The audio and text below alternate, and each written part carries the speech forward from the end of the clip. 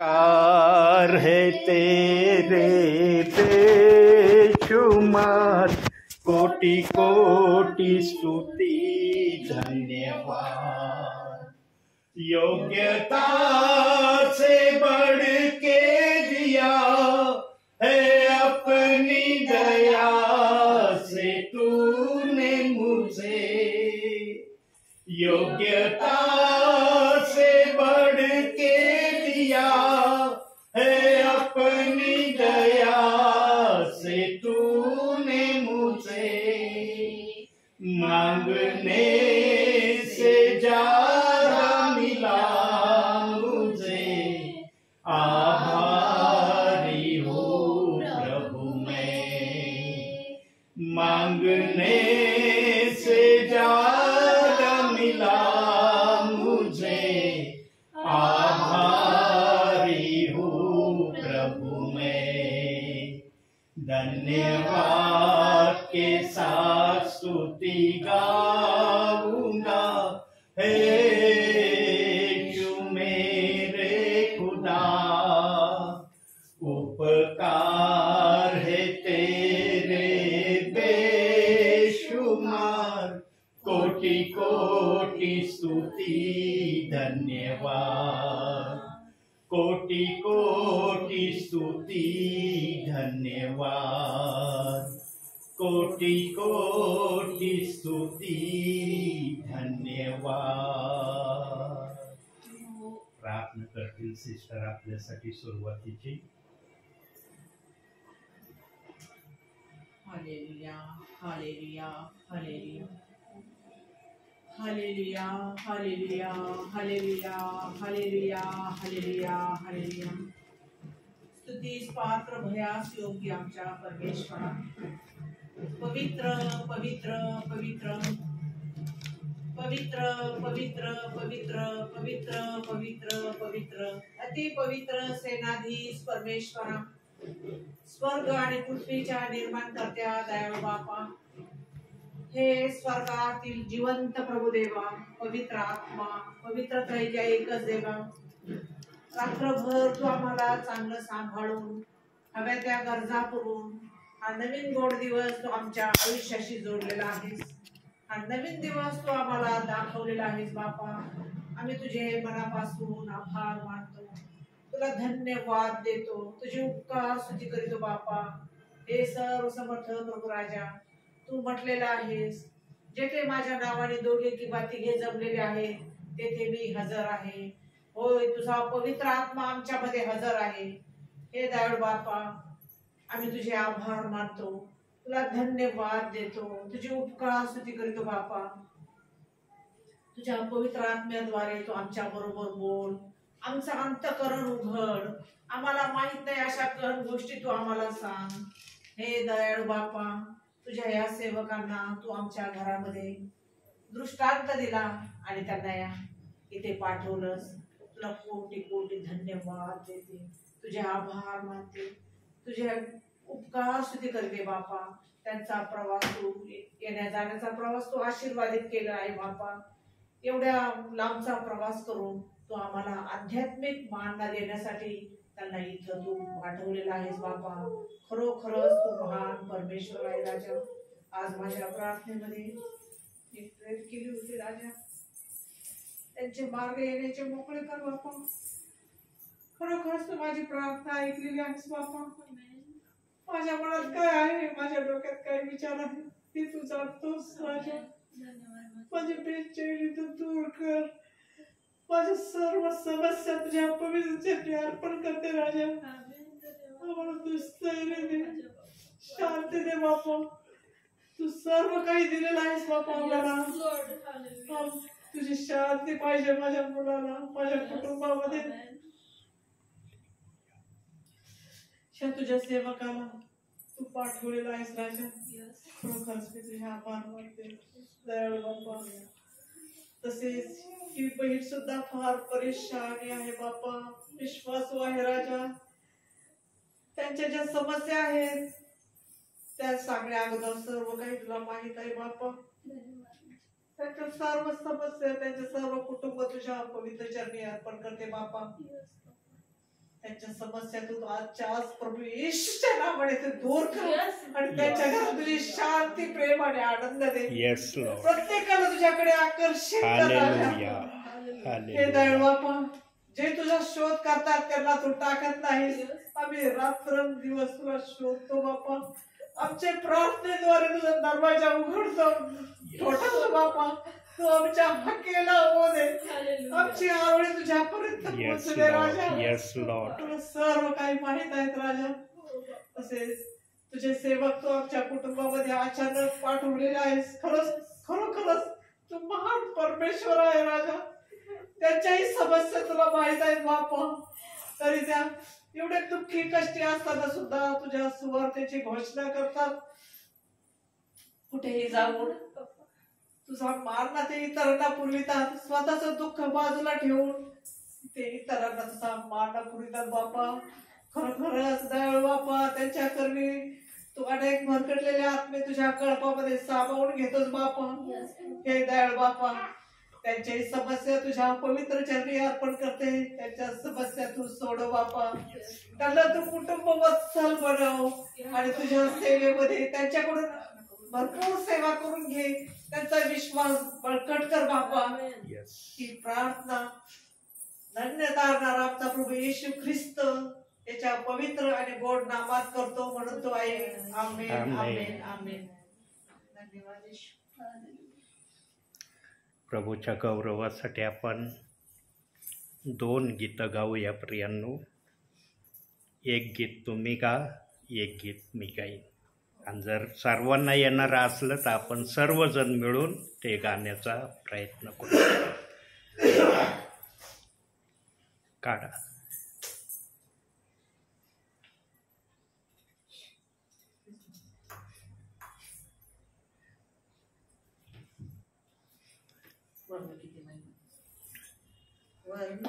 किती महिमा तुझा माझ्या जीवनी माझा प्रभू. वर्णू किती महिमा तुझा माझ्या जीवनी माझा प्रभू. मला प्रभूने जीवन दिले, माझे जीवन पावन झाले.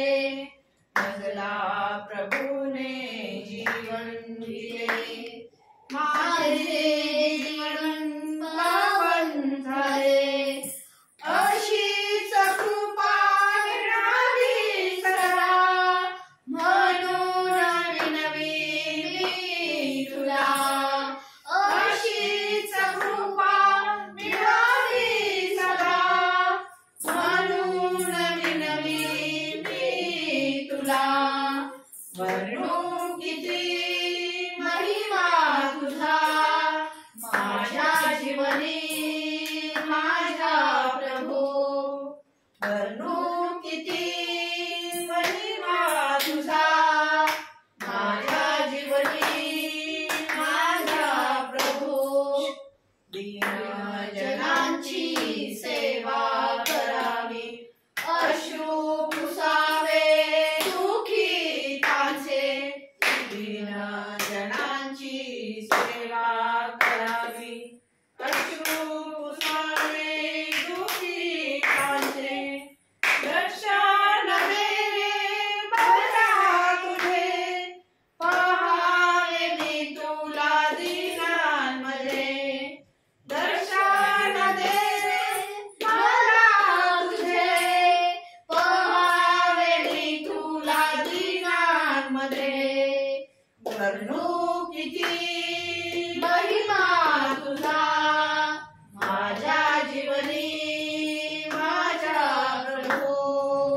वर्णू किती महिमा तुझा माझ्या जीवनी माझ्या प्रभू.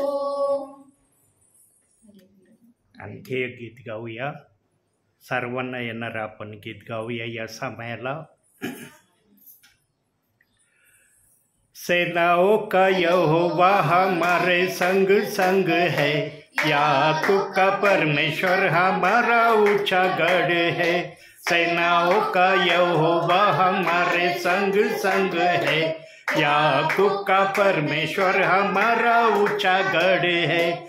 जिसने आकाश बनाया, जिसने पृथ्वी बनाई हो, जिसने आकाश बनाया, जिसने पृथ्वी बनाई, वो सर्वशक्तिमान प्रभु है। वो यहोवा हमारे संग संग है। वो सर्वशक्तिमान प्रभु है। वो यहोवा हमारे संग संग है। सेनाओं का यहोवा हमारे संग संग है। याकूब का परमेश्वर हमारा ऊंचा गढ़ है। सेनाओं का यहोवा हमारे संग संग है। याकूब का परमेश्वर हमारा ऊंचा गढ़ है। समुद्र को जिसने दुभागा, जंगल में से मार्ग निकाला। ओ समुद्र को जिसने दुभागा, जंगल में से मार्ग निकाला। जिसके लिए सब कुछ संभव, वो यहोवा हमारे संग संग है। जिसके लिए सब कुछ है संभव, वो यहोवा हमारे संग संग है। सेनाओं का यहोवा हमारे संग संग है। याकूब का परमेश्वर हमारा ऊंचा गढ़ है। सेनाओं का यहोवा हमारे संग संग है। याकूब का परमेश्वर हमारा ऊंचा गढ़ है, हमारा ऊंचा गढ़ है। Praise the Lord. प्रभूच्या नावाला धन्यवाद देतो मी की देव बाप्पाने खरोखर ही सुंदरशी वेळ आपल्यासाठी दिलेली आहे। प्रियांनो, जीवनामध्ये जर आमच्या प्रभूचं अस्तित्व आहे तर आम्हाला काहीतरी अस्तित्व आहे। आमच्या जीवनामध्ये प्रभूचं स्थान आमच्या जीवनात नाही तर आम्हाला कोणतंही स्थान या जगामध्ये नाही आणि प्रभूमध्ये पण नाही। प्रियांनो, आज त्याला वाटत आहे की प्रभू येणार आहे, प्रभू येणार आहे आणि प्रभू येण्याच्या हालचाली पृथ्वीवर काही प्रमाणात सुरूही झालेल्या आहेत। परंतु प्रियांनो, सर्वात मोठी जी गोष्ट व्हावयाची आहे ती गोष्ट अजून देव बाप्पाने सुरू केलेली नाही आणि ती गोष्ट सुरू झाल्याशिवाय आणि त्या गोष्टीला समाप्त झाल्यावरच देव बाप आम्हाला दूतासह आकाशामध्ये दिसणार आहे। कारण बायबलमध्ये ज्या घटना सांगितल्या आहेत प्रियांनो, ती एक घटना अजून या पृथ्वीवर सुरू झालेली नाही, परंतु आता त्या घटनेचा दरवाजा वाजायला सुरुवात झालेली आहे। आणि ती कोणती गोष्ट आहे प्रियांनो? युद्ध होणार आहे। एक युद्ध असं होणार आहे की त्या युद्धामध्ये ज्या देशाचा पराभव होईल त्या देशाचा पराभव होत असतानाच येरुशलेममध्ये जे मंदिर पाडण्यात आलेलं आहे, 3 भिंती मंदिराच्या पूर्णपणे पाडल्यात। फक्त एक भिंत मंदिराची आजही येरुशलेममध्ये स्थिर आणि उभी आहे। त्या मंदिराला बांधण्याचं काम सुरू होणार आहे। ते मंदिर बांधलं जाणार आहे आणि त्या मंदिराला बांधल्यानंतर आज आम्ही अँटिक्राइस्ट हे नाव ऐकलेलं आहे। तो येणार आहे, 7 वर्षाचा तो शांतीचा करार करणार आहे।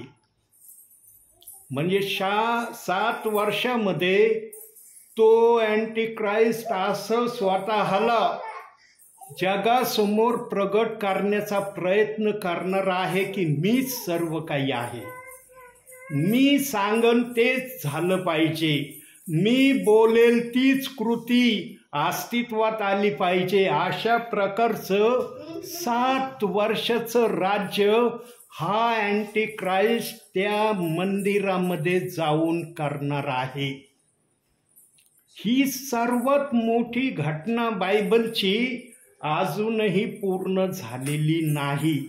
आणि या घटनेसोबत आणखी एक प्रक्रिया देवबाप आपल्या कृतीने, आपल्या इच्छेने त्या समयात करणार आहे. काय करणार आहे? आज बायबलच्या वाचनाला दोष लावण्याची प्रक्रिया चालली. काही जण दोष लावतात, काही जण कुरकुर करतात, काही जण वादविवाद करतात. निरनिराळ्या प्रकारच्या गोष्टी आज बायबलच्या वाचनाला धरून चाललेल्या आहेत. परंतु देव बाप्पाने पण या गोष्टी होणार होत्या हे त्याला आपल्या समयात, जेव्हा बायबलची तो जडणघडण करत होता, बायबलच्या वाचनाला तो आपल्या मनामध्ये स्थिर करत होता, तेव्हा त्याला एका वचनाविषयी दिसलं होतं की मी हे वचन जेव्हा बायबलमध्ये आणणार आहे तेव्हा काही सेवक, काही विश्वासणारे या वचनाला मान देणार नाहीत, या वचनाचा सन्मान करणार नाहीत, या वचनाप्रमाणे चालण्याची प्रक्रिया प्रभूला दाखवणार नाहीत. अनेक तऱ्हेच्या गोष्टी देवाला त्या समयात दिसल्या होत्या. म्हणून देवाने बायबलमध्ये 2 वचनं असे ठेवले आहेत की त्या 2 वचनांमध्ये देव बाप्पाने सांगून ठेवलंय. काय सांगून ठेवलं जरा बघूया बायबलमधून. प्रगटीकरण 22वा अध्याय 18 व 19.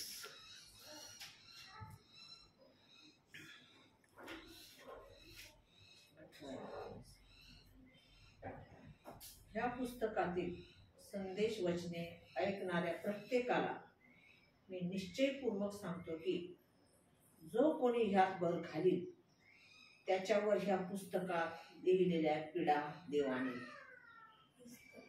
आणि जो कोणी या संदेशाच्या पुस्तकातील वचनातून काही काढून टाकील त्याचा वाटा या पुस्तकात वर्णिलेल्या जीवनाच्या झाडातून व पवित्र नगरीतून देव काढून टाकेल. पवित्र नगरीतून काढून टाकीन म्हणजे काय? त्याला स्वर्गामध्ये येऊ दिलं जाणार नाही. पण आज या शब्दाला, या वाक्याला काही सेवक, काही सिस्टर, काही ब्रदर लोक मंदिरातून काढून टाकील हा शब्द वाचल्यावर डायरेक्ट ते म्हणतात जे या मंदिरात येणार नाही ते डायरेक्ट नरकात जाणार आहेत. प्रियांनो, देव एवढा कठोर नाही आहे. जो देव दया करणारा आहे, जो कनवाळू आहे, जो मंद क्रोध आहे, तो कधीच आपल्याकडे आलेल्या विश्वासणाऱ्याला नरकाच्या टाकण्याच्या प्रक्रियेमध्ये त्याचं मन त्याला कधीही तयार होऊ देणार नाही. आणि देवबाप तसं करतही नाही.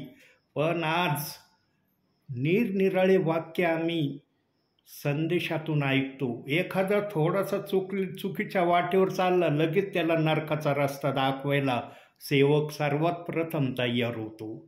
प्रियांनो, एवढ्या बारीक सारीक क्षुल्लक गोष्टीने देवबाप आम्हाला नरकात टाकीन का?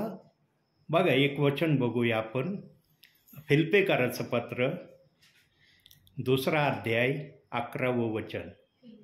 एफेसकराच्या पत्रानंतर गलती, एफेस, फिलिप्पी 2रा अध्याय 11वं वचन. 2रा अध्याय 11वं वचन.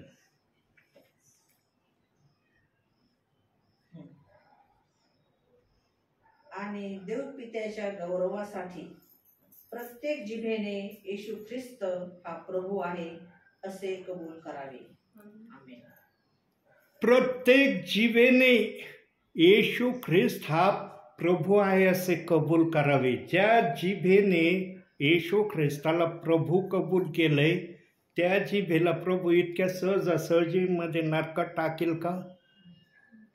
आज आमच्या घरामध्ये नातुंडा असतात. आमच्या नातुंडाने किती खोडसळपणा केला, आम्ही त्याच्यावर प्रेमच करतो ना.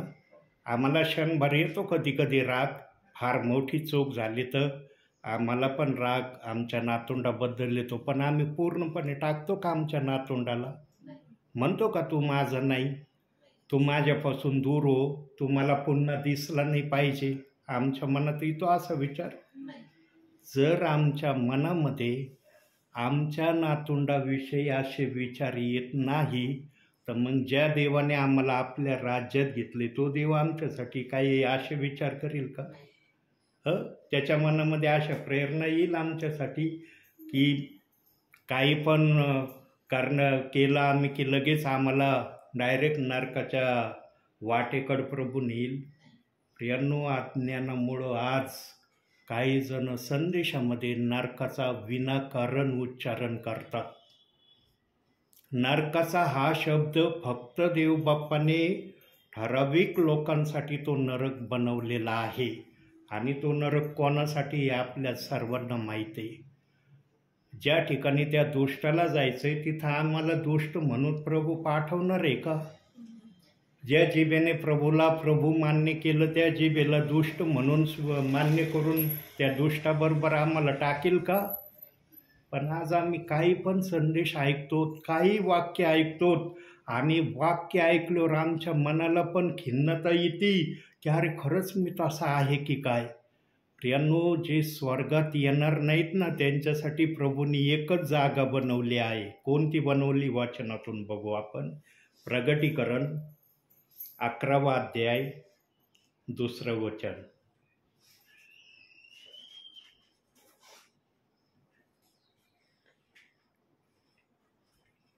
प्रगटीकरण 11वा अध्याय 2रं वचन.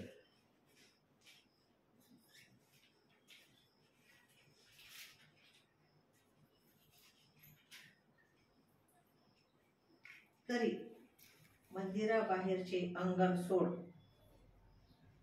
त्याचे माप घेऊ नको, कारण परराष्ट्रीयांना दिले आहे आणि ते 42 महिने पवित्र नगरी तुडवितील. आमेन. ज्यांचा प्रवेश स्वर्गामध्ये होणार नाही त्यांना अंगणात देवबाप पाठवणारे. प्रियांनो, हे अंगण विशेष अर्थाने देवबाप्पाने स्वर्गाच्या बाहेर ठेवलेलं आहे. आणि जेव्हा पाद्म बेटावर देवबाप योहानाला सर्व घटना दृश्य दाखवित होता तेव्हा योहान जेव्हा या अंगणामध्ये आला तेव्हा तो अंगणाचं माप टेप लावून घ्यायला त्याने सुरुवात करायला लागला. लगेच आत्म्याचा आवाज आला योहानाला, योहाना योहाना, अंगणाचं माप घेऊ नको, कारण हे अंगण विशेष कारणासाठी देव बाप्पाने बनवलेलं आहे. हे योहानाला त्या दूताने सांगितलं, परंतु काही गोष्टी योहानाच्या प्रगटीकरणामध्ये त्या प्रगट केलेल्या नाही. काही गोष्टी गुप्त ठेवल्यात प्रभूने. का? कारण प्रभू आपल्या मनातल्या काही गोष्टी आपल्या मनातच त्याने ठेवण्याचा निश्चय केलेला आहे. पण योहानाला सांगितलं असं दूताने की हे अंगण विशेष कारणासाठी बनवलेलं आहे. आणि ते विशेष कारण काय? जे प्रभूच्या वचनाप्रमाणे चालणार नाहीत त्यांना त्या ठिकाणी जायचं आहे. आज कोणी स्वतःला बोलवलेला म्हणतो का? म्हणतो का मी बोलवलेला आहे? जो तो आज निवडलेला म्हणून स्वतःला संबोधितोय ना, बोलवलेला का नाही म्हणत? कारण त्यांना काहीतरी माहीत आहे बोलवलेल्या विषयी की बोलवलेला व्यक्ती स्वर्गात येऊ शकत नाही, एवढं तर त्यांना माहिती असेल. त्यामुळं ते स्वतःला बोलवलेले म्हणत नाही तर निवडलेले म्हणतात. प्रियांनो, स्वतःला निवडलेलं म्हणणं काही वाईट नाही, पण वचनाच्या आरशात आल्यावर निवडल्यासारखं वागणं गरजेचं आहे. जर आम्ही वचनामध्ये आल्यावर वचनाप्रमाणे करत नाही वचनाप्रमाणे चालत नाही, वचनाप्रमाणे बोलत नाही, तर आमचं त्या निवडलेल्या लिस्टमध्ये आमचं नाव नाही हे त्यांनी समजून घ्यावं. पण देवबाप कोणत्याही विश्वासणाऱ्यांसाठी एक प्रक्रिया आपल्या जीवनामध्ये कधीही करणार नाही. कोणती प्रक्रिया करणार नाही? प्रगटीकरण 3 अध्याय 5वं वचन. ही प्रक्रिया कधीच देवबाप करणार नाही. जो विजय मिळवितो तो अशा रीतीने शुभ्र वस्त्रे परिधान केलेला होईल. मी जीवनाच्या पुस्तकातून त्याचे नाव खोडणारच नाही आणि माझ्या पित्यासमोर व त्याच्या दूतांसमोर मी त्याचे नाव पत्करेन. ज्याचं नाव देवबाप्पांनी पत्करून घेतलंय ना, त्याचं नाव तो खोडणार नाही. पण जो त्याच्या सांगण्याप्रमाणे वागणार नाही त्याला तो स्वर्गात पण घेणार नाही. बघा देवबाप्पाचं बोलणं काय आहे, करणं काय. पण देवबाप्पाने आपल्या वचनात कुठेही असा उल्लेख केलेला नाही, जो माझ्या वचनाप्रमाणे वागणार नाही त्याला मी नरकात टाकणार आहे, असा शब्द बायबलमध्ये आहेच नाही.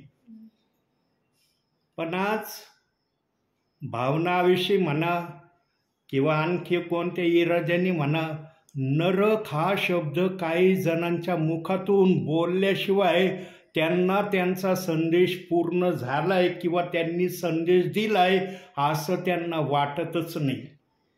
काही जणांच्या मुखामध्ये ना नरक हा शब्द इतका त्यांनी आवडीचा बनवून ठेवलेला आहे प्रियांनो, की त्यांचे जर संदेश आम्ही ऐकले ना तर त्यांच्या संदेशातून नरक हा शब्द ऐकल्याशिवाय कोणत्याही व्यक्तीला समाधान होत नाही, असं पण झालेलं आहे.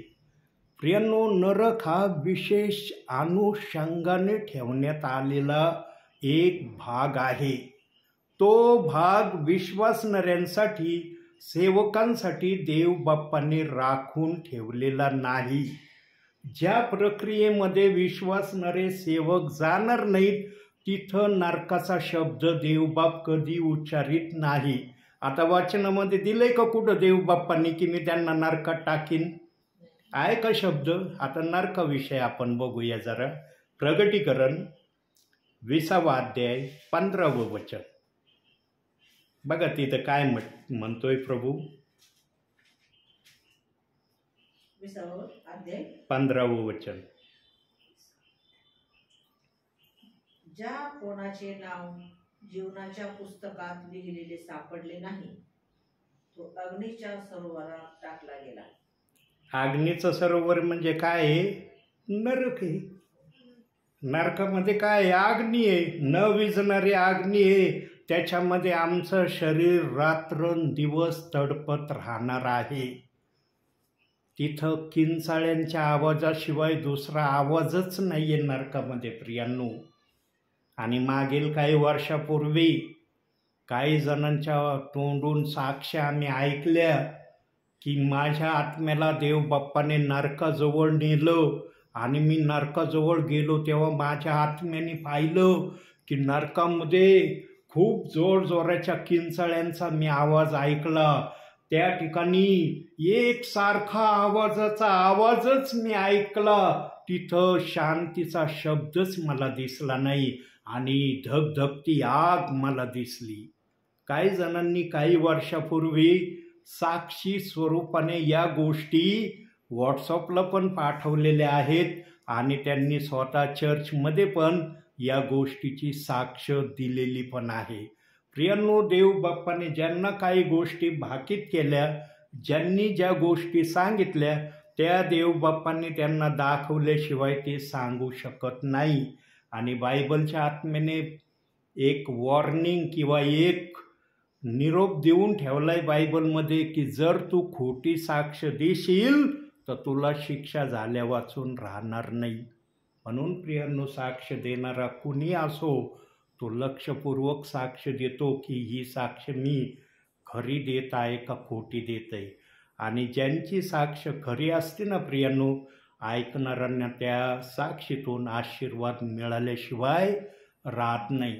पण आजच्या या वर्तमान काळामध्ये आम्ही एका गोष्टीला आमच्या जीवनामध्ये जास्त करून अनुभवतो.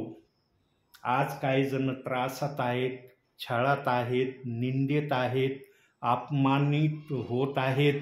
निरनिराळ्या प्रकारच्या गोष्टी आज काही विश्वासणाऱ्यांच्या जीवनात, सेवकांच्या जीवनात होत आहे. काही परिवार आज चिंताच्या मार्गामध्ये रात्रंदिवस स्वतःला अनुभवितही आहेत. जे कोणी अशा मार्गामध्ये आहे त्यांच्यासाठी देव बाप्पाने सर्वात मोठा आशीर्वाद ठेवलेला आहे.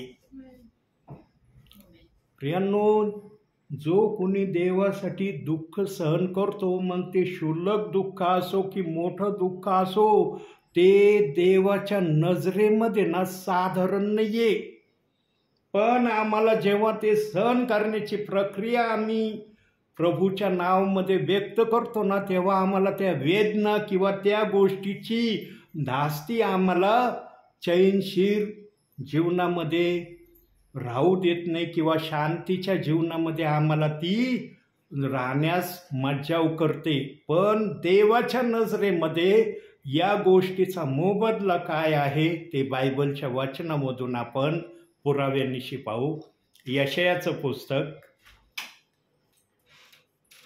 61 अध्याय 7 वचन. 61 अध्याय 7 वचन. तुमच्या अप्रतिष्ठेचा मोबदला तुम्हास दुप्पट मिळेल. काय म्हणतंय वचन? तुमच्या अप्रतिष्ठेचा मोबदला तुम्हास दुप्पट मिळेल. प्रियांनो, जे कोणी आज प्रभूमध्ये दुःख सहन करत आहे, अप्रतिष्ठेचं जीवन प्रभूमध्ये राहून जगत आहेत आणि इतरांना पण त्यांच्या जीवनातून दिसत आहे की अरे हे प्रभूमध्ये असूनही यांना देव बाप्पाने तसे आशीर्वाद दिलेले नाही जसे आशीर्वाद असायला पाहिजे, अशा प्रियजनांसाठी देवाने हा शब्द त्या ठिकाणी ठेवला की तुला याचा मोबदला मी दुप्पट देणार आहे. आणि प्रियांनो, देवबाप जे बोलतो ना ते करून दाखवतो. देवबाप असं बायबलचं कोणतंही वचन असं देवबाप्पाने लिहिलं नाही आत्म्याने की जे लिहिलंय आणि ते झालं नाही. प्रियांनो, बायबलमध्ये आणखी एक चेतावणीच्या वाचनाला देखील देवबाप्पाने तशा प्रकारे होण्याच्या प्रक्रियेमध्ये ठेवलेलं आहे. आता ते चेतावणीचं एक वचन बघूया. मत्तेकृत शुभवर्तमान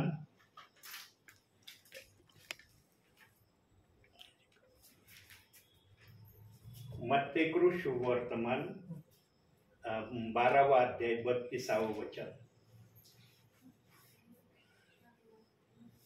मनुष्याच्या पुत्राविरुद्ध कोणी काही बोलेल तर त्याची त्याला क्षमा होईल, परंतु जो कोणी पवित्र आत्म्याविरुद्ध बोलेल त्याची त्याला क्षमा होणार नाही, ह्या युगी नाही व येणाऱ्या युगीही नाही. आमेन. फक्त त्याला क्षमा होणार नाही म्हटलंय. त्याने जर पवित्र आत्म्याविरुद्ध दुर्भाषण केलं तर त्याला क्षमा होणार नाही. क्षमा होणार नाही म्हणजे त्याला नरकात टाकलं जाईल असं त्याचा अर्थ होत नाही. काही जण या वाचनाला घेऊन डायरेक्ट म्हणतात हा तर स्पेशली नरकासाठी राखून ठेवलेला आहे. प्रियांनो, देवाने कोणालाही नरकासाठी राखून ठेवलं नाही. आणि जे नरकासाठी होते ना त्यांना देव बाप्पाने आपल्या राज्यातही घेतलं नाही. देव बाप्पा असा आहे का कुणाला नरकात टाकण्यासाठी माझ्या राज्यात ये टेम्पररी मग तुला मी नरकात टाकण्याचे प्रयोजन करतो असं देव बाप्पा आपल्या विश्वासणाऱ्याशी वागन. ज्यांना देव बाप्पाने आपल्या राज्यात घ्यायचं ठरवलंय ना त्यांच्या डिक्शनरी मधून त्यांच्या जीवनाच्या पुस्तकामधून नरक हा शब्द त्यांनी पूर्णपणे खोडून टाकलेला आहे. तो नरकामध्ये जाणार नाही. पण जर एखाद्याने असं पाप केलेलं असलं तर याचं प्रयोजन पण देव बाप्पाने बायबल मध्ये करून ठेवलंय. पण हे प्रयोजन त्याने स्वतः आत्म्याच्या प्रेरणेने केलं तर त्याला ते प्रयोजन यशस्वी होणार. त्याने जर आत्म्याच्या प्रेरणेने केलं नाही तर त्याला कधीच या पापाबद्दल काय करावं हे त्याला जीवनामध्ये सुचणार नाही. पवित्र आत्म्याविरुद्ध दुर्भाषण करणाऱ्यासाठी एक शेवटची संधी देवबापाने बायबलच्या वाचनामध्ये दिलेली आहे. त्याचा पुरावा बघू आपण. पहिले योहान, यहुदाच्या पुस्तकाच्या अलीकडे, प्रगटीकरणाच्या अलीकडे यहुदा आणि मग योहानाचं पहिलं पत्र, 2रा अध्याय 1-2 वचन वाचा. 2रा अध्याय. हा, 1-2. पहिले पत्र, पहिले योहान 2रा अध्याय 1-2 वचन. म्हणून सर्व दुष्टपणा, सर्व कपट, ढोंग, हेवा व सर्व दुर्भाषणे सोडून प्रभू कृपाळू आहे. कोणतं पत्र काढलं? पेत्राशी. पहिले योहान काढा. पहिले योहान 2रा अध्याय 1 आणि 2. अहो माझ्या मुलांनो, तुम्ही पाप करू नये म्हणून हे मी तुम्हास लिहितो. जर कोणी पाप केले तर नीती संपन्न असा जो येशू ख्रिस्त तो पित्याजवळ आपला कैवारी आहे आणि तोच आपल्या पापाबद्दल प्रायश्चित आहे. केवळ आपल्याच पापाबद्दल नव्हे तर सर्व जगाच्याही पापाबद्दल आहे. आमेन. बघितलं, जर कोणाकडून पवित्र आत्म्याविरुद्ध दुर्भाषण झालं तर येशू हा आमच्यासाठी एक कैवारी आहे. कैवारी म्हणजे सत्याचा आत्मा, पवित्र आत्मा, असा आमच्यासाठी येशूला त्या ठिकाणी उपमा देण्यात आलेली आहे.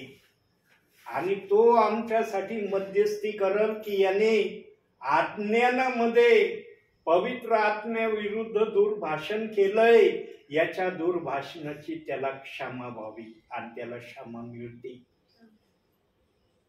पण हे आत्मा जेव्हा बोलेल तेव्हा त्याला हे वचन आत्मा दाखवतो. हे वचन एकाएकी कोणाला मिळत नाही आणि मिळालं तर समजत नाही. प्रियांनो, वचन कुणी वाचेल पण काय अर्थ याचा? ह्या वचनाचा अर्थ काय? ह्या वचनाचा प्रामुख्याने अर्थ हा आहे की जर कोणी पवित्र आत्म्याविरुद्ध दुर्भाषण केलं किंवा पवित्र आत्म्याविरुद्ध वागण्याची प्रक्रिया केली, त्याच्या क्षमेसाठी येशू ख्रिस्त हा आमच्यासाठी मध्यस्थीचा कैवारी आहे. आज सांगा प्रियांनो, जे कोणी प्रेषितांची कृत्य 2रा अध्याय 38व्या वचनाच्या विरोधात बोलत आहे, त्याच्या विरोधात चालत आहे, त्याच्या वचनाचा सन्मान करत नाही, ते काय करत आहेत? आज काय करत आहेत ते? प्रियांनो, ते पण याच प्रक्रियेमध्ये येतात की ते पवित्र आत्म्याला नाकारित आहेत. बघा, याचा ठाम पुरावा याकोबाचं पत्र. ज्या पण गोष्टी पवित्र आत्मा प्रगट करील त्याचा पुरावा पवित्र आत्मा तुम्हाला वचनातून दाखवेल. याकोबाचं पत्र 2रा अध्याय 10वं वचन. बघा तिथं काय म्हणतंय वचन. कारण जो कोणी संपूर्ण नियमशास्त्र पाळून एका नियमाविषयी चुकतो तो सर्वाविषयी दोषी होतो. म्हणजे कशाविषयी दोषी होतो माहिती का? तो बायबलच्या सगळ्या वचनाचा तो दोषी होतो. एका वचनाला जर त्याने नाकारलं, एका वचनाविरुद्ध तो दुर्भाषण किंवा एका वचनाविरुद्ध त्यांनी कुरकुर केली, वादविवाद केला किंवा काही केलं, तर देवाचा आत्मा स्पष्ट बोलत आहे की त्याने संपूर्ण पवित्र शास्त्राच्या वचनांना नाकारलंय. प्रियांनो, देवाने आपल्या वचनाला इतकी मोठी जागा आणि इतकी मोठी किंमत दिलेली आहे ना, ती आम्हाला देवबापांनी तशी प्रगट केली नाही जशी आत्म्याला करण्याची इच्छा होती. पण काही गोष्टी आत्म्याने गुप्त ठेवल्यात, ज्या मेन गोष्टी आम्हाला समजाव्या तेवढेच त्यांनी बायबलमध्ये सांगितल्यात. आणि त्याने सांगून ठेवलंय, बायबलच्या वचनाला दोष लावू नका. दोष लावण्याचा आम्हाला अधिकार कोठूनही देवाच्या आत्म्याने बायबलमध्ये लिहून ठेवलेला नाही. मग वचनाला दोष लावण्याची प्रक्रिया कुठून आली, कुणी आणली, कशासाठी आणली, ते आणण्याचं कारण काय होतं, त्याच्या मागं हेतून उद्देश काय होता, हे ज्याने त्या वचनाला दोष लावण्याची प्रक्रिया सुरू केली ना, त्याच विश्वासणाऱ्याला किंवा सेवकाला, ज्याने कोणी या वचनाला दोष लावण्याची प्रक्रिया जगामध्ये आणली ना, त्यालाच याचं उत्तर मनामध्ये माहीत आहे. आणि हे उत्तर आम्हाला वर स्वर्गात गेल्यावर त्याच व्यक्तीच्या मुखातून ऐकायला मिळणार आहे. आणि जेव्हा हे उत्तर तो सेवक आहे का विश्वासणारा होता आपल्याला कल्पना नाही, पण वचनाला दोष लावण्याची प्रक्रिया आजही जगामध्ये आहे. प्रियांनो, मी इथपर्यंत विश्वासणाऱ्याला माझ्या जीवनात पाहिलंय. एखादा सेवक जर प्रेषित 2:38 वचनाच्या प्रमाणावर प्रार्थना करतो ना, काही विश्वासणारे त्या प्रार्थनेला आमेन म्हणत नाही. आणि जो आत्म्याच्या प्रेरणेने सेवेला जातो ना प्रियांनो, तो सेवक जास्त करून ज्या परिवारात जातो ना सेवा करायला, त्याच परिवारासाठी देव बाप्पाकडे जास्त मध्यस्थी करतो की यांना आशीर्वाद दे. पण जेव्हा प्रार्थनेचा एंडिंग होतो ना, त्या एंडिंगला ऐकणारे विश्वासणारे त्या प्रार्थनेला आमेन म्हणत नाही. सांगा, सेवक इतक्या कळवळेच्या वाणीने देव बाप्पाकडे त्या परिवारासाठी मध्यस्थी करत आहे, विनंती करत आहे की यांना आशीर्वाद दे, आणि ऐकणारे जर आमीन म्हणत नाही तर देव बाप्पा आशीर्वाद पाठवीन का? प्रियांनो, आज काही विश्वासणाऱ्यांना त्या वचनाविषयी इतकं कडू मन त्यांचं झालंय की ते आमेन म्हणण्याच्या प्रक्रियेमध्ये स्वतःला आणत नाही. सांगा प्रियांनो, जे वचनाच्या गोष्टीला आमेन म्हणत नाही, देव बाप्पाच्या प्रार्थनेला आमेन म्हणत नाही, त्यांचं स्वर्गामध्ये जाणं होईल का? समजत नाही. आज आज्ञेनं मुळं म्हणून होशायच्या 4 अध्यायाच्या 6व्या वचनात लिहिलंय, आज्ञेनं मुळं माझे लोक, तिथं नाश हा शब्द दिलाय, परंतु हा नाश वेगळ्या अनुषंगाने तो शब्द ठेवलाय. या वचनाला धरूनच आज बहुसंख्य सेवक, विश्वासणारे सिस्टर वर्ग नरकाची भाषा कदाचित संदेशामध्ये बोलत असतील. प्रियांनो, ज्याने आम्हाला आपल्या राज्यात घेतलंय त्याने आमचा नाश करण्यासाठी कदापि आम्हाला आपल्या राज्यात घेतलं नाही. पण तो दुष्ट सैतान एखाद्याला नाशाकडे आणण्यासाठी त्याची आजही पृथ्वीवर खटपट चालू आहे. आज कोणाच्या मागे येतो? आपलेच मागे लागले ना. कशासाठी लागलाय? यांनी देवाच्या राज्यातून बाहेर निघावं. आणि विश्वासणाऱ्याच्या देवाच्या राज्यातून बाहेर निघण्याचं एकच प्रमाण देवाने आपल्या मनामध्ये निश्चित करून ठेवलेलं आहे. एखादा विश्वासणारा जर त्या प्रक्रियेमध्ये जाईल ना, तेव्हा देव म्हणतो की याचा नाश आता अटळ आहे, हा नाशाकडे जाणारा झाला. पण तो विश्वासणारा जोपर्यंत त्या प्रक्रियेपर्यंत जात नाही ना, तोपर्यंत तो विश्वासणारा नरकाच्या वाटेवर नाही.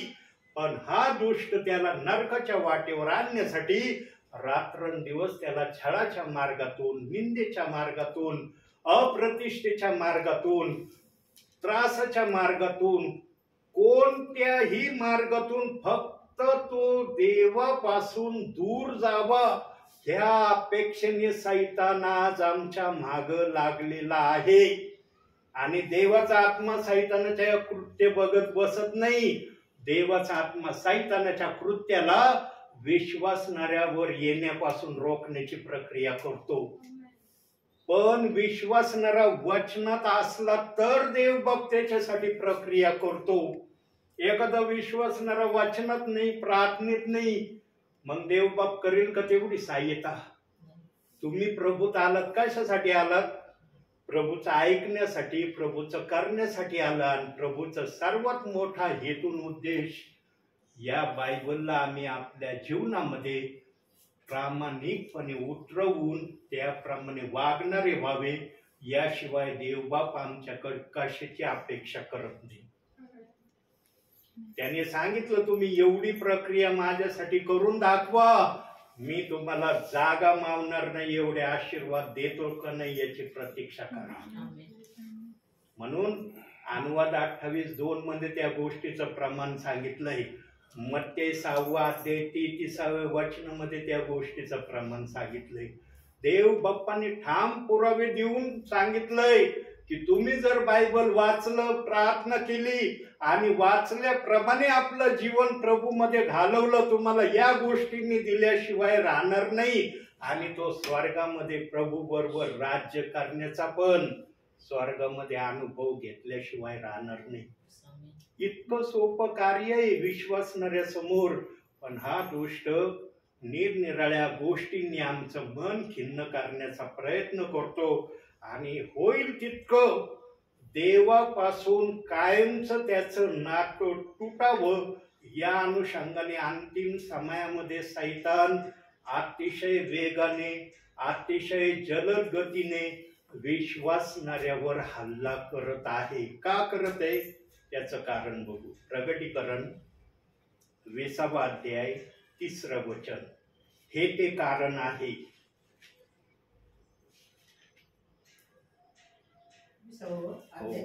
3 वचन. आणि ती 1000 वर्षे पूर्ण होईपर्यंत त्याने राष्ट्रास आणखी ठगवू नये म्हणून वरून बंद करून त्यावर शिक्का मारला. त्यानंतर त्याला थोडा वेळ सोडले पाहिजे. थोडा वेळ सोडलं पाहिजे म्हणजे आता सैतान मोकळा आहे. आणि जो मोकळा सैतान आहे ना, तो फक्त एक कार्य करण्याच्या हेतूने आज परिवाराच्या मागे लागलाय, विश्वासणाऱ्याच्या मागे लागलाय. कोणतं कार्य करण्याच्या हेतूने ते कार्य पण बघू आपण. एब्रिकाराचं पत्र 3 अध्याय 12 वचन. एब्रिकाराचं पत्र 3 अध्याय 12 वचन.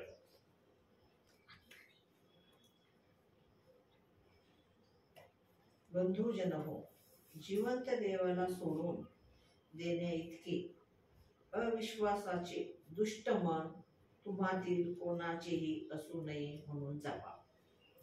या प्रक्रियेला करण्यासाठी आज विश्वासणाऱ्यांच्या माग सैतान हात धरून लागलाय.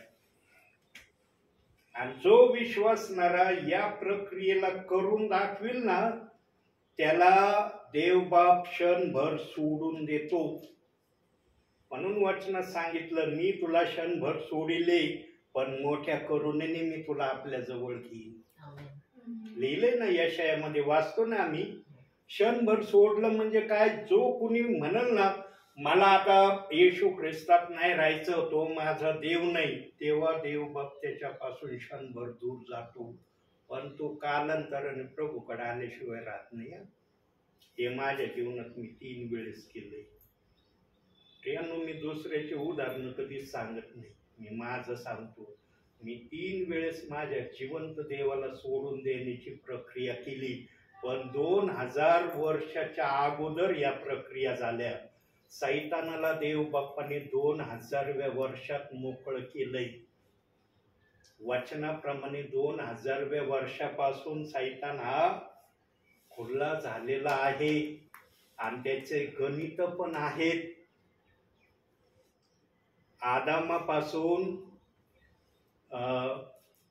नोहापर्यंत 2000 वर्ष होतात. नोहापासून येशू ख्रिस्तापर्यंत 2000 वर्ष. आणि येशू ख्रिस्त आल्यानंतर आता कोणतं चाललंय? 2025 चाललंय ना. म्हणजे 6 पृथ्वीला निर्माण करण्यासाठी प्रभूने 6 दिवस काम केलं ना, 7व्या दिवशी काय केलं?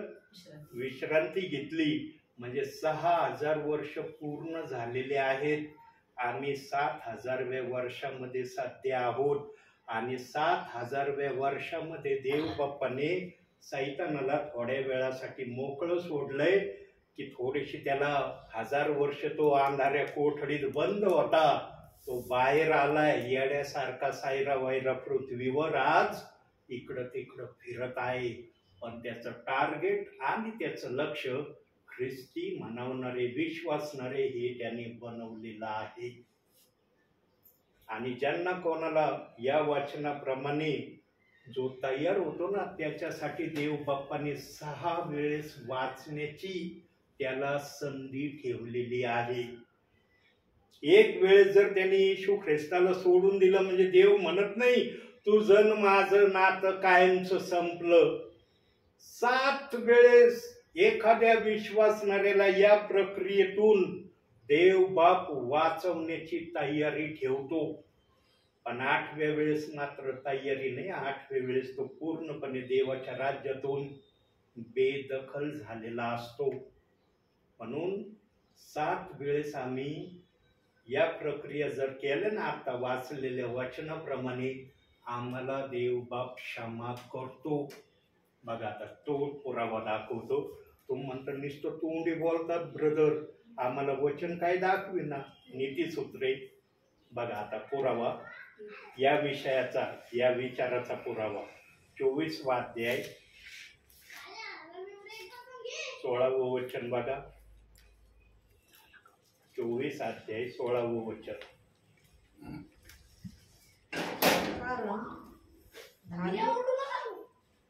कारण धार्मिक 7 वेळा पडला तरी पुन्हा उठतो, पण दुर्जन अरिष्ट आल्याबरोबर जमीनदोस्त होतात. दुर्जन म्हणजे कोण आहे माहिती का? आज दुर्जनाविषयी ना काही जणांना समजूच नाही राहिलं दुर्जन कोण आहे. दुर्जन तो आहे प्रियांनो ज्याला देवाची ओळख नाही. सांगा, आज देवाची ओळख नसणार आहे का कुणी? म्हणता येईल का मला देवाची ओळख नाही? येईल का म्हणता कोणाला? आज कोणी म्हणतो ना देव आहे, म्हणतोय का नाही? कुणी म्हणतं का माझ्या जीवनात देवाविरहित मी चाललोय, मी देवाविरहित जगतोय, म्हणतंय का कुणी आज? देव प्रत्येकाच्या जीवनात आहे, पण कोणता देव आहे हे प्रभू आम्हाला शिकवतो. प्रभू आम्हाला सांगतो कोणता देव आहे. म्हणून करंथीकराच्या पत्रात लिहिलंय अनेक प्रभू आहेत. स्वतः पौल आपल्या पत्रात लिहिताना म्हणतो अनेक प्रभू आहेत.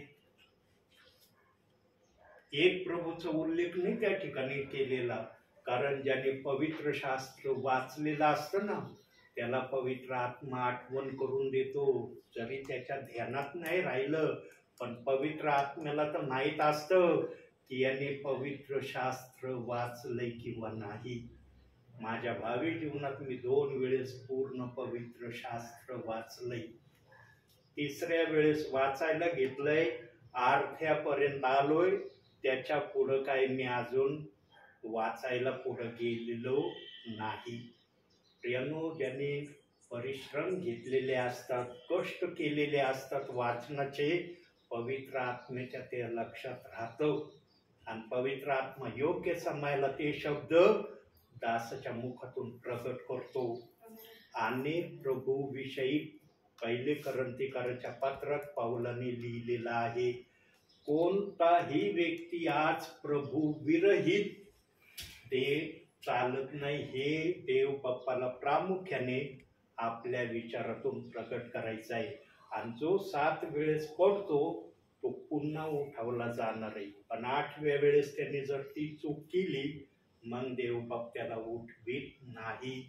म्हणून देव बाप्पाने माणसाची मन आणि माणसाची बुद्धी पण अशा नियंत्रणामध्ये बनवलेली आहे की तो कमीत कमी 7 वेळेस देव बाप्पाला सोडून देण्याची इच्छा प्रगट करील, पण 8व्या वेळेस तो कधीच देव बाप्पाकड देव बाप्पाचं नाव घेण्याचं सोडून देईल, अशा मनाच्या विचारानं तो कधी स्वतःला देवासमोर सादर करत नाही. 7 वेळेस पडल आणि 7ही वेळेस देव बाप त्याला उठवणार आहे.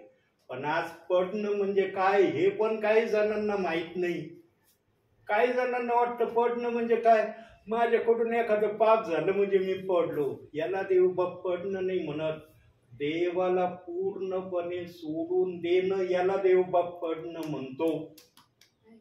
सांगा, एखाद्याने जर येशू ख्रिस्ताला कायमचं सोडून दिलं, तो प्रभूचं नाव घेईन का लवकर? जोपर्यंत त्याच्या डोक्यात राग आहे तोपर्यंत तो येशू ख्रिस्ताचं नाव घेणार नाही. जेव्हा त्याच्या डोक्यातला राग शांत होईल तेव्हा त्याला प्रभूच्या मागच्या गोष्टी प्रभू आठवण करून देतो. अरे तुला किती आशीर्वाद दिले आणि क्षुल्लकच्या गोष्टीसाठी तू प्रभूला सोडून देणे इतकं मोठं पाप केलं. मग त्याच्या मनाला पश्चातापाची भावना निर्माण होती आणि पश्चातापाने तो देवाकडे येतो. अशा प्रक्रियेने 3 वेळेस मी प्रभूकडे आलोय. त्यानु सगळ्या ठिकाणी हरेक जण प्रत्येकाला ठकवेल. देवाचं वचन चालू असताना ना पवित्र आत्मा कोणाला ठकवू देणार नाही.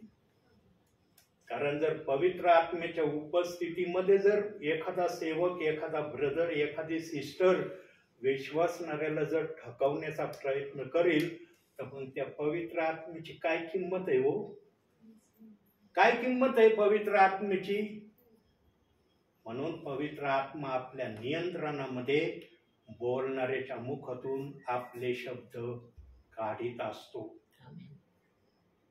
हे लक्षात ठेवा. म्हणून पाऊल म्हणला, मी बुद्धीचा संदेश देईन, मी आत्म्याचा संदेश देईन. बुद्धीचा संदेश देणारा काही पण बोलून जातो. त्याला माहित असतं हे बुद्धीपासून नाही. पण आत्म्याने बोलणारा कधी असं बोलणार नाही. आणि आत्म्याने संदेश देणारा आत्मा कधीच त्याला हे म्हणत नाही तू दुसऱ्याची निंदा माझ्या संदेशातून प्रगट कर. आत्मा म्हणून तू काय केलं सांग, दुसऱ्याचं नको सांगू, तुझं सांग.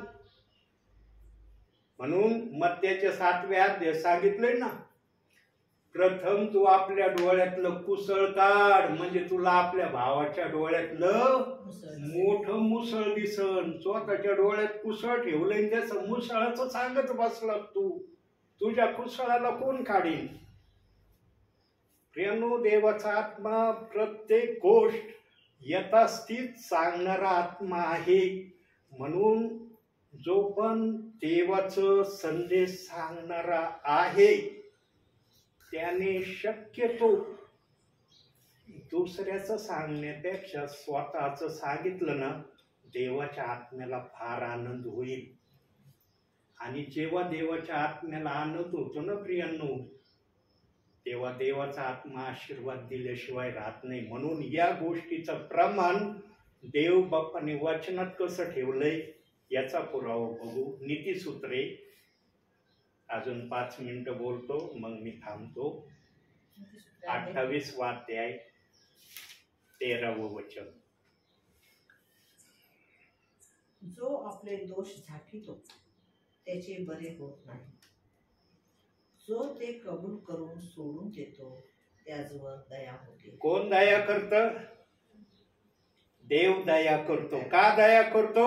अरे याने खरे आपले दोष सांगितले. आणि लक्षात ठेवा प्रियांनो, कोणताही विश्वासणारा स्वतःच कधी वाईट सांगणार नाही. जे झालं ते सांगणार आहे. मग ते चांगलं असलं तरी सांगणार, वाईट झालेलं असलं तरी सांगणार. पण त्याच्यामध्ये देवाचा आत्मा असला तर या प्रक्रिया तुम्हाला ऐकायला मिळतील. त्याच्यामध्ये देवाचा आत्मा कार्य करत नसला ना, मग तो काय करेल मला सांगता येणार नाही. प्रियांनो, येशू ख्रिस्त का म्हणला प्रभू भोजनाच्या वेळेस काय प्रभूने आदेश दिलाय? प्रभू भोजन घ्यायच्या वेळेला कसं तुम्ही असलं पाहिजे? तुझ्या मनात जर तुझ्या भावाविषयी काय जर असेल, पहिलं तू भावाबरोबर समेट कर. तुम्ही एक मनाचे एक जीवाचे व्हा, मग तुम्ही माझ्या प्रभू भोजनामध्ये सम्मिलित व्हा. आज किती जण करतात असं? आज सगळे जण प्रभू भोजन घेतात. प्रत्येक चर्चमध्ये प्रभू भोजन दिलं जातं. किती भाऊ किती बहिणी सांगितलेल्या देवाच्या आदेशाप्रमाणे प्रभू भोजन घ्यायला आज तयार होतात. अनेकांच्या मनामध्ये निरनिराळ्या जणांसाठी ईर्ष्या आहे, राग आहे, द्वेष आहे, ना जाणे कपट आहे, काय काय एवढं ओझं घेऊन प्रभूच्या भोजनात हात घालितात आणि खातात. म्हणून प्रभू म्हणला अयोग्यरित्या माझं प्रभू भोजन घेऊ नका. अयोग्यरित्या घेताना तर तुम्ही आजारी पडता आणि आजारी पडूनही तुम्ही जर शहाणे नाही झाले तर प्रभू मध्ये झोपी जातात. प्रभूने पहिले करंथीकराच्या 11व्या अध्यायाच्या 23 पासून 31 वचनात या गोष्टी सांगून ठेवल्यात प्रभूंनी की प्रभू भोजन कसं घेतलं पाहिजे. जो आपले दोष झाकीतो ना प्रियांनो, तो कधीच भावाबरोबर समेट करणारा होऊ शकत नाही. जो आपले दोष कबूल करून सोडून देतो ना, त्याला देवाचा आत्मा आपल्या भावाबरोबर समेट करण्यासाठी तयार जरूर करील. कारण भावाबरोबर जर वैर झालं तर ते एका गोष्टीने वैर नाही होत, अनेक कारणांनी कधी कधी वैर होतं भावाच्या विरोधात. काय जणांना वाटतं आमच्या परिवारातला भाऊ आणि दुसरे कोण आहेत? मग दुसरे कोण आहेत? परिवारातले भाऊ आहे आणि इतर कोण आहेत? आम्ही सगळे भाऊ आहेत, सगळे बहिणी आहोत.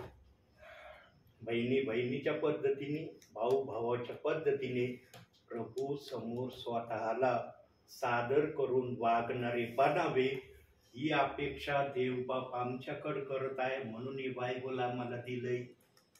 हे बायबल असंच नाही दिलं आमच्या हातामध्ये. काही जणांना तर प्रभूने बायबल का दिलं हे देखील माहिती नाही की बायबल कशाला दिलंय. म्हणून काही जण बायबललाच हात लावित नाही. म्हणतात तुम्ही बायबलला कधीच हात लावित नाही, फक्त चर्चला जातो. बायबलला हात लावणं माझ्याकडून होत नाही. प्रियानो, बायबलला हात लावल्याने काही वाईट होणार आहे कोणाचं? प्रियानो, शिक्षण नसल्यामुळं, त्यांना योग्य मार्गदर्शन केलेले नसल्यामुळं काही जण आज बायबलला हात लावित नाही. कोण सांगेल त्यांना जाऊन की बायबलला हात लावल्यावर तू पवित्र होणार आहे, तुझ्यामध्ये देवाचा आत्मा येणार आहे, तू आत्म्याप्रमाणे वागणार आहे आणि आत्म्याप्रमाणे वागणार आहे तर तू स्वर्गामध्ये जाण्यासाठी तयार झालेला आहे. कोण सांगन त्याला जाऊन? म्हणून यशाया म्हणला, हा मी आहे, मला पाठव, मी जाऊन सांगन. म्हणलं का नाही 8व्या अध्यायामध्ये, हा मी आहे, मला पाठव, मी जाऊन सुवार्ता सांगन. आज कोण सुवार्ता सांगायला जातंय? आज मग ते झाली सुवार्ता, जगाच्या कान्याकोपऱ्यात सुवार्ता सांगून झाली. आता सुवार्ता नाही सांगितली पाहिजे. सुवार्ता ही प्रभू येण्यापर्यंत सांगण्याचा आदेश देव बाप्पाने मार्क 16 अध्याय 15व्या वचनात लिहून ठेवलंय की मी येईपर्यंत माझी सुवार्ता तुम्ही सांगा. पण सुवार्ता कोणती सांगायची हा मोठा प्रश्न आहे आज. मत्ते 28:19 सुवार्ता आहे का प्रेषितांची कृत्य 2 अध्याय 38व्या वचनाची सुवार्ता आहे? हा मोठा प्रश्न उभा झालाय. प्रियांनो, माणसाने देवाच्या वचनाला निरनिराळे प्रश्न करून ठेवलेत. देवाने असे प्रश्न केले नाही बर का. आणि येशू ख्रिस्ताने आपल्या सुवार्थेच्या काळातच सांगितलं की मी गेल्यानंतर जो काहीवर येणार आहे, सत्याचा आत्मा येणार आहे, तो जे सांगन ते तुम्ही करा. आणि तो निरोप पेत्राने पेंटिकॉस्टच्या दिवशी सांगितला. किती जण करतात आज तो निरोप? येशू पेंटिकॉस्टचा पेत्राने सांगितलेला. काही जण तर म्हणतो आम्ही पेत्राचं ऐकणार नाही, आम्ही पेत्राला काहीच मानणार नाही.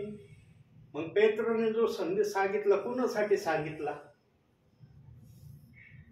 प्रियांनो, तुम्ही त्याचं ख्रिस्ती जीवन जगणं सोडून द्या.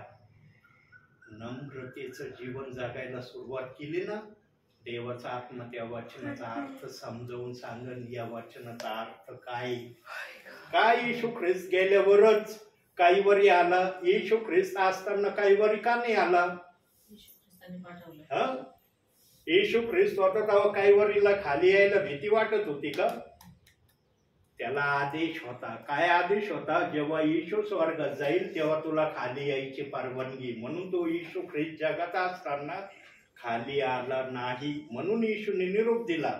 बघूया शेवटचं वचन. आता एवढं वचन वाचल्यावर मी थांबतो. योहानकृत शुभवर्तमान 14 अध्याय 16 वचन, शेवटचं वचन येईल.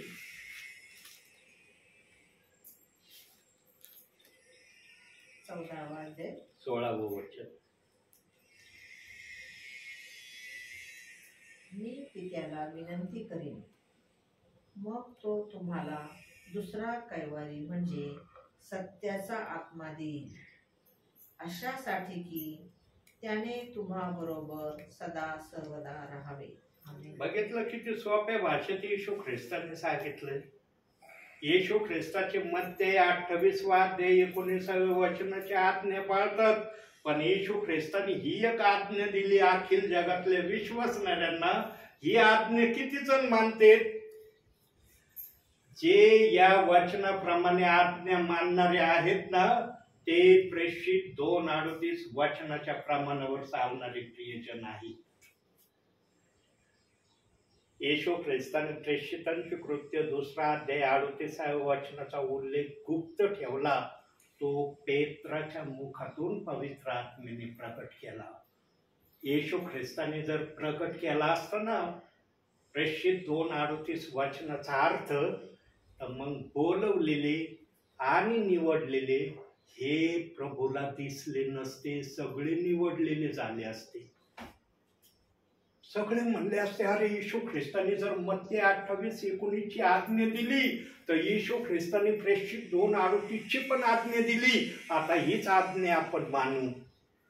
म्हणून पेत्राच्या मुखातून ती आज्ञा प्रगट करण्यात आली. आणि देव बाप बघत आहे कोण पेत्राच्या मुखातून निघालेल्या आज्ञेप्रमाणे करण्याच्या प्रक्रियेमध्ये तयार होत आहे. जो तयार होईल तो प्रभू बरोबर राज्य करणार आहे. तुम्ही आज पेत्राला काही म्हणा, काही पेत्राविषयी घेऊन चला, पेत्राला काही फरक नाही पडत. त्याचा फरक तुम्हाला न्यायाच्या समयामध्ये दिसेल. आणि देवबाप पिक्चर ओपन करून दाखवेल, बघ पेत्राबद्दल काय बोलत होतास तू, तुझ्या मनामध्ये पेत्राविषयी काय होतं बघ पृथ्वीवर. आता इथं लय दीन वाणीने केविल वाणीने माझ्या समोर उभा राहिलास, पण पृथ्वीवर पेत्राविषयी तुझ्या मनात काय होतं? म्हणून सेवकाला आजही प्रभू पाठ देतोय. सेवक वेळ घालवायला येत नाही.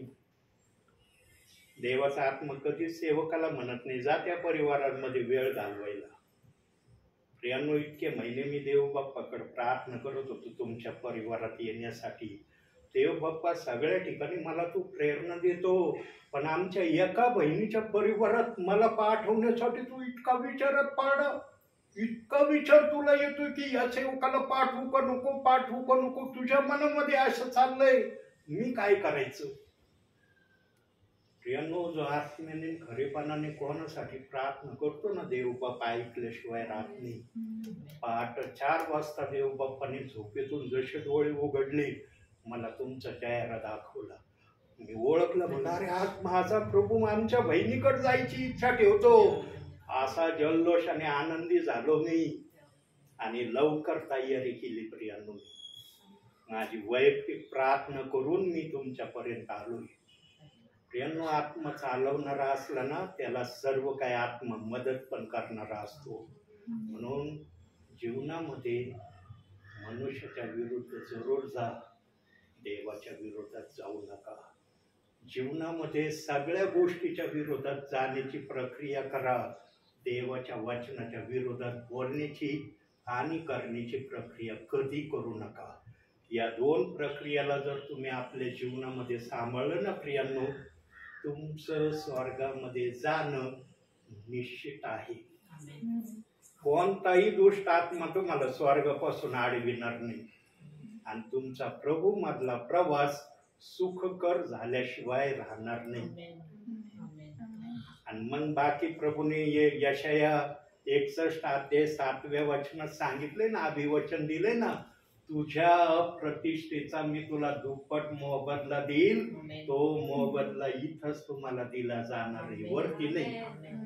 वरती नाही, वरती वेगळा मोबदला प्रभूने ठेवला. इथं जे काही तुम्ही दुःख सहन केलंय, परेशानी सहन केली, चिंता सहन केली, जे काही सहन केलं त्याचा दुप्पट आशीर्वाद इथंच तुम्हाला एक दिवसाचा का होईना देवबाप दिल्याशिवाय राहणार नाही. 1 मिनिटाचा जर तुम्हाला तो दुप्पट मोबदला मिळाला ना, समजून घ्यायचं तुमचं एवढं परिश्रम जे तुम्ही त्या गोष्टीसाठी केलं त्याचा तुम्हाला आशीर्वाद मिळाला. आणि देवबाप सगळ्याच्या इच्छा पूर्ण केल्याशिवाय घेऊन जायला येणार पण नाही. आता युद्ध आणि मंदिर बांधणं या प्रक्रिया बाकी आहेत. एवढी एक प्रक्रिया झाली, प्रभू कोणत्याही समयाला चोरासारखा येणार आहे, जसं वचनात आम्ही वाचतो. ही प्रक्रिया झाल्याशिवाय प्रभू येऊ शकणार नाही. कारण या गोष्टी बायबलमध्ये दिलेल्या आहेत. मंदिर बांधलं जाणार आहे, त्या मंदिराला शांतीच्या कराराने अँटी क्राइस्ट 7 वर्ष राज्य करणार आहे. म्हणून प्रभूने प्रगटीकरणामध्ये महासंकटाचा 7 वर्षाचा काळ ठेवलाय. हा अँटी क्राइस्ट 7 वर्षाचा आपल्या हुकुमशाहीचं राज्य चालवणार आहे या पृथ्वीवर. अँटी क्राइस्ट ज्याला माहित असेल त्याला समजेल की अँटी क्राइस्ट कोण आहे. तो 7 वर्षाचा शांतीचा करार करणार आहे. मी सर्व काही आहे, माझ्याशिवाय दुसरं काही नाही, अशी भावना, अशी प्रक्रिया तो या जगामध्ये प्रगट करणार आहे. आणि जे कोणी त्या प्रक्रियेमध्ये सम्मिलित होतील ना, त्यांच्यासाठी मग प्रगटीकरणामध्ये प्रभूने महासंकटाचा 7 वर्षाचा काळ ठेवलाय. काय ऐकलं तुम्ही? ते ऐकलं ना, आता त्याची शिक्षा भोगा. त्याच्या शिक्षेचं एकच वचन दाखवतो, डोळे बंद करा. त्याच्यावर मी स्पष्टीकरण नाही करणार. प्रगटीकरण 9वा अध्याय 6वं वचन. हे वचन वाचा, डोळे बंद करा.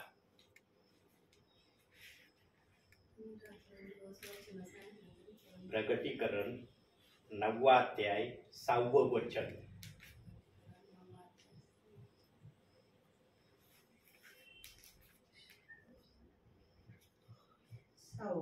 हो.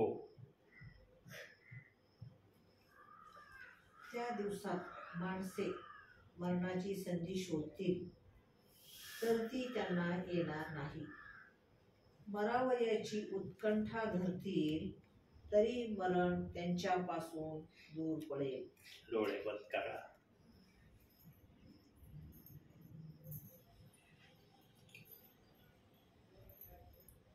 काही सेकंद आपण शांत राहूया प्रियांनो, मग आपण प्रार्थनेत जाऊया.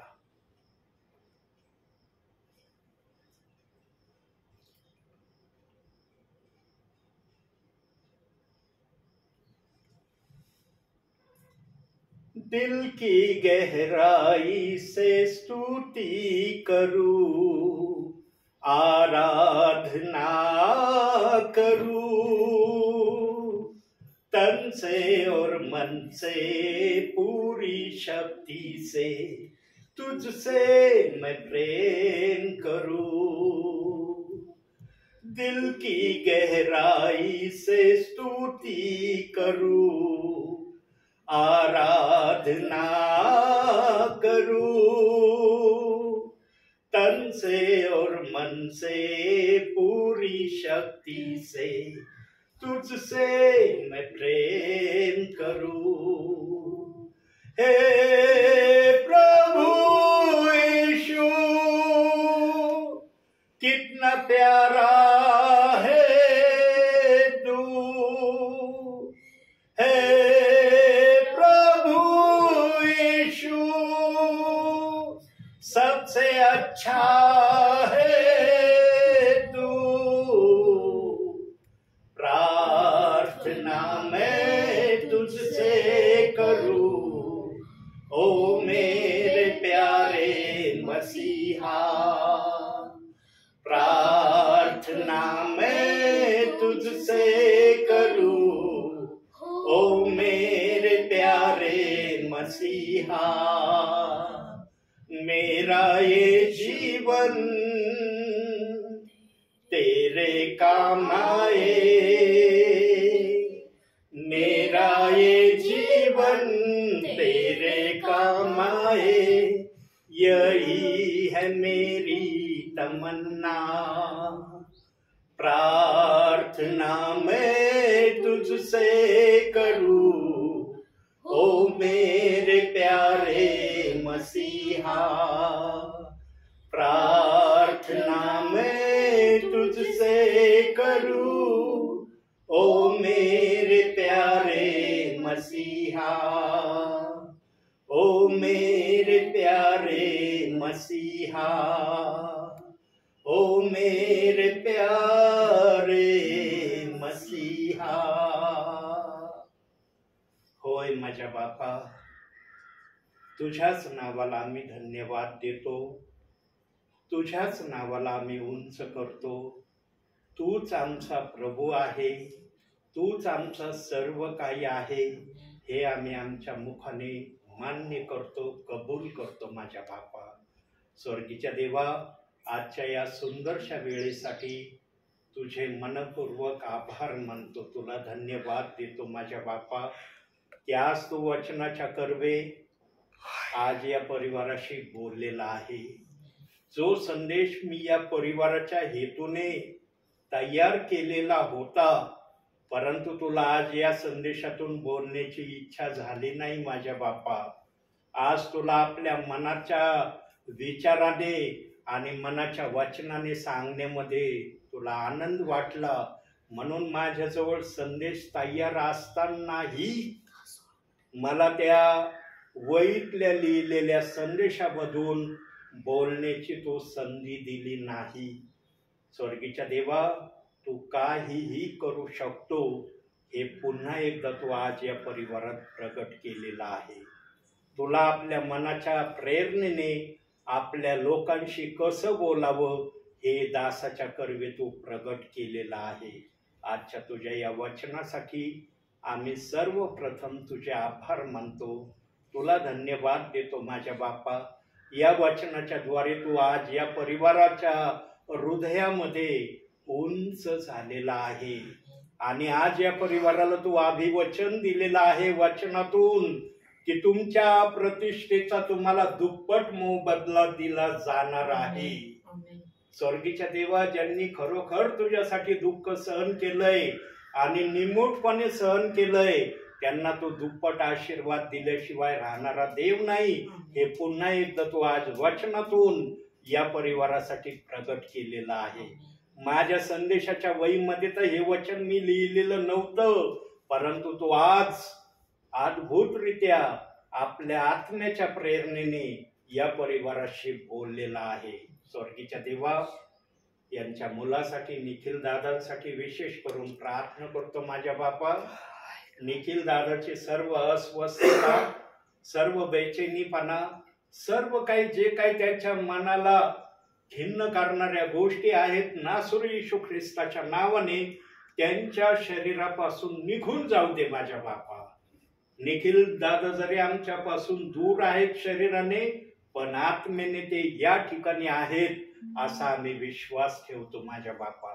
त्यांच्यासाठी जर या ठिकाणी विनंती मध्यस्थी केली जात आहे तर त्या ठिकाणी तू कार्य करत आहे असा आम्ही विश्वास ठेवतो माझ्या बापा।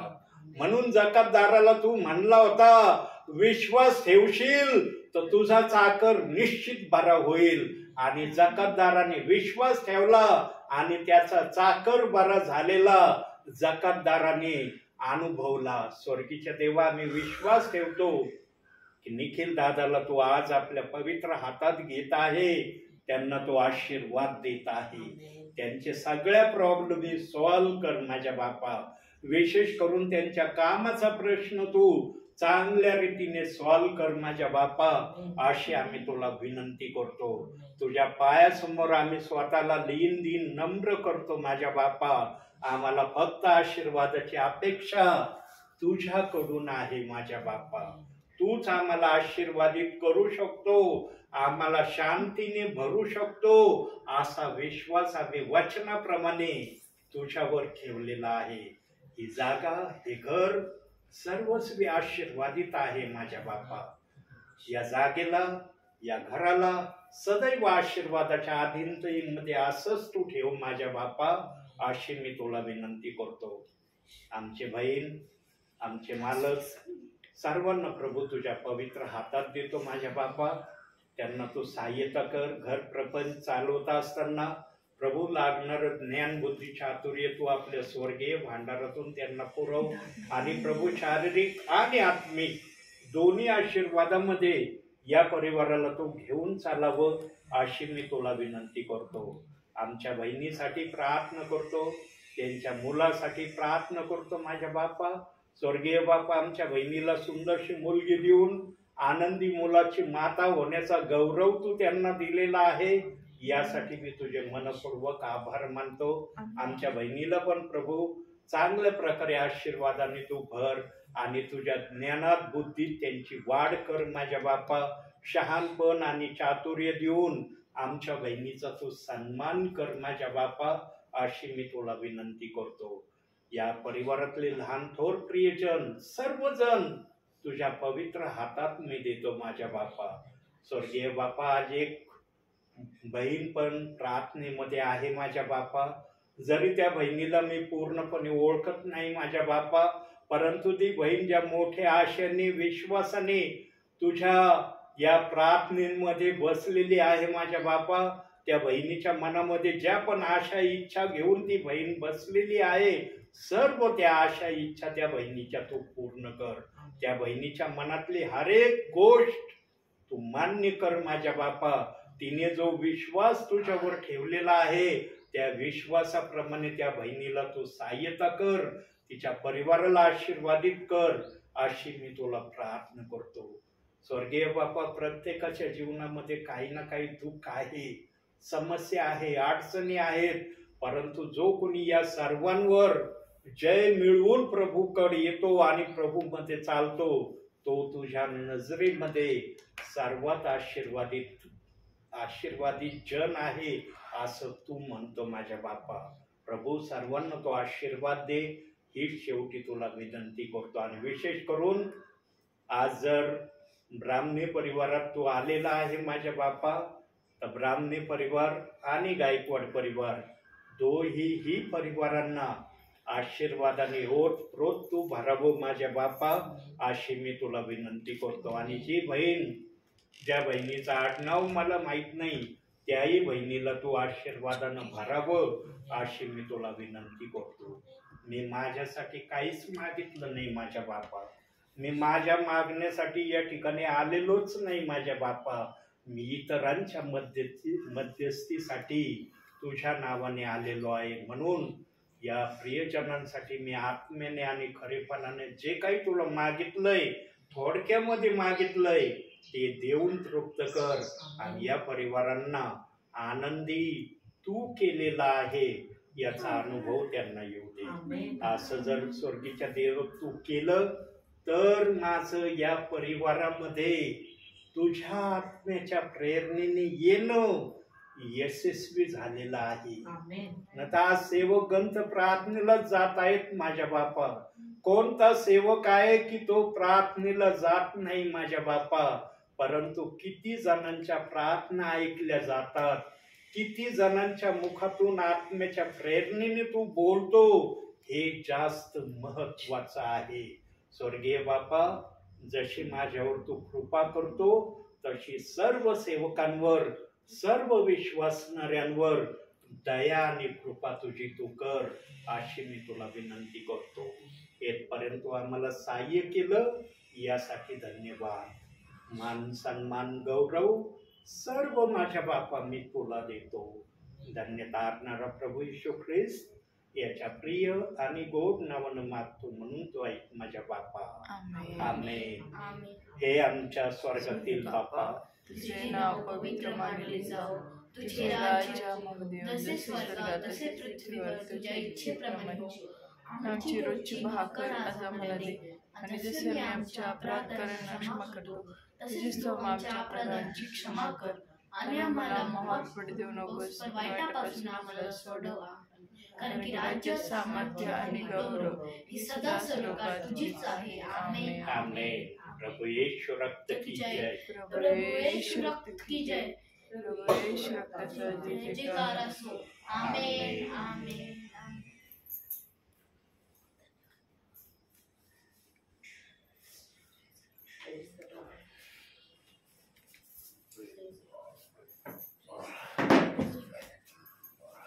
Praise the Lord. Praise the Lord. Lord. Praise the Lord.